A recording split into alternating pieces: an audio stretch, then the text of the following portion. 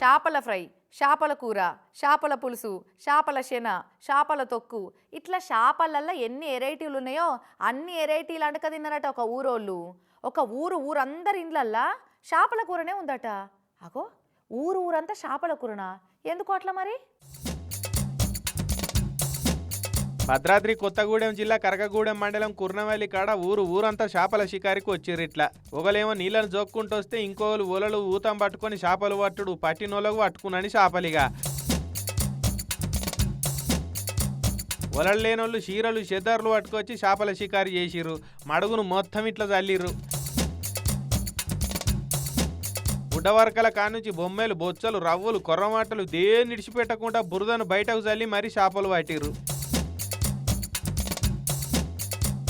ఇక ఇంట్లో కొన్నిటిని పులుసు పెట్టుక తింటే ఇంకొన్నిటిని ఎండబెట్టుకొని వట్టి చేపలు చేసుకొని తింటారు కావచ్చు. ఊర్లో చేపలు పడుతురని తెలిసి వేరే పనులకు పోయేటోళ్ళు కూడా బంద్ అయ్యి చెర్ల చేపల షికారికి వచ్చిరట. ఉత్త చేతులతోటి ఎవ్వరు పోలేదు. ఇక అందరికి మంచిగానే 3-4 పూటల పులుసు పెట్టుకునే మందం మంచిగానే దొరికినాయట.